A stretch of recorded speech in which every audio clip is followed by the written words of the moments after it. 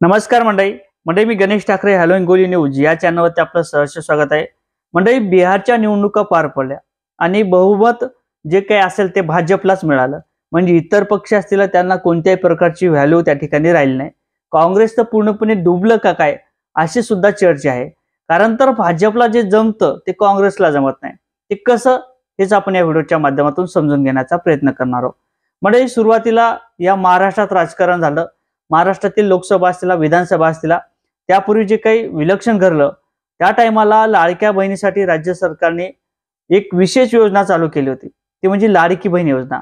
आता लाडक्या बहिणीने काय केलं, लाडक्या बहिणीच्या माध्यमातून दनादन त्या ठिकाणी मतदान टाकलं आणि लाडक्या बहिणी मोकळ्या झाल्या। आतापर्यंत लाडक्या बहिणीला जवळपास 25-30 हजार रुपये 25 ते 26 हजार रुपयाचं मदत ही लाडक्या बहिणीच्या खात्यावर जमा झालेलं आहे। म्हणजे एका घरात जर 2 बहिणी असतील किंवा 3 बहिणी असतील तर अशा पद्धतीने जवळपास 70 ते 75 हजार रुपयाचा एका घरात लाभ मिळालेला आहे। असेच जे काय राजकारण असेल ते बिहारमध्ये सुद्धा घडलेलं आहे। बिहारला सगळ्यांना माहिती आहे, न्यूज बघितलेली आहेत आणि न्यूजच्या माध्यमातून तुम्हाला सगळ्यांना माहिती आहे की प्रत्येक लाडक्या बहिणीच्या खात्यावरती 10-10 हजार रुपये आले होते। मग जे काही संविधान असेल त्याला सुद्धा कुठेतरी व्हॅल्यू राहिली नाही। कुठेतरी राजकारणाच्या पोटी काय दिले जाते, कशी आमिष दिल्या जाते हे सगळ्यांनीच पाहिलेले आहे। आता लाडक्या बहिणीला जर 10-10 हजार पडल्यानंतर लाडक्या बहिणी काय म्हणणार, आम्ही तर भाजपच्या लाडक्या बहिणी आहे। आता इतर सरकार जे असेल, काँग्रेस असेल, इतर कोणतं जे काही नवीन स्थापन होईल ते काय देणार, कधी देणार हे माहित नाही। म्हणून आपल्याला आता 10 हजार रुपये मिळाले, म्हणून आपण 10 हजार रुपये घेऊन खुश राहिलो आणि आता 10 हजार रुपये घेतल्यानंतर आपल्याला भाजपलाच मतदान करावं लागेल अशी एक त्या लाडक्या बहिणीची भूमिका तयार झालेली होती।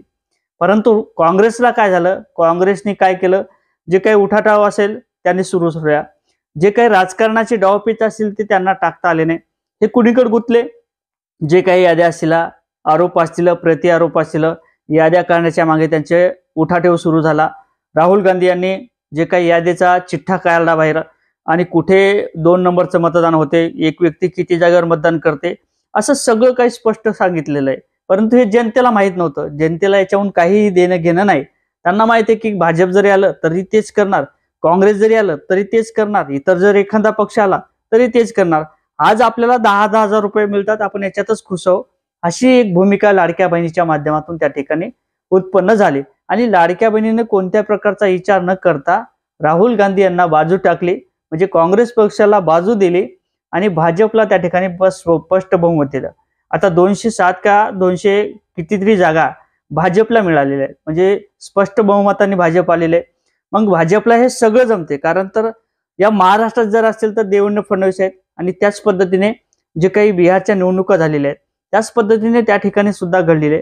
जसं की भाजपवाल्याने रणनीती आखली, लाडक्या बहिणीला कुठेतरी आमिष दिलं, लाडक्या बहिणीला आमिष दिल्यानंतर लाडक्या बहिणीने कोणत्याही प्रकारचा विचार न करता सरळ सरळ मतदान ठेवून टाकलेलं आहे। भाजपच्या पदरात ते सगळं काही मतदान पडलेले। मग तो ईव्हीएम घोटाळा असेल तो बाजूला सारा, कारण तर आतापर्यंत महाराष्ट्रात जे काही घडलं होतं त्याच पद्धतीने बिहारला सुद्धा घडलेले। कारण तर आपण बसलो याद्या इचकत आणि भाजपवाल्यांनी त्यांची रणनीती आखली, जे काही कार्यकर्ते असतील ते जोमाला कामाला लावले आणि त्या ठिकाणी महिलेची विशेषतः त्या ठिकाणी देखभाल करण्यात आलेली, म्हणजे महिला त्या ठिकाणी प्राधान्य देण्यात आलेले।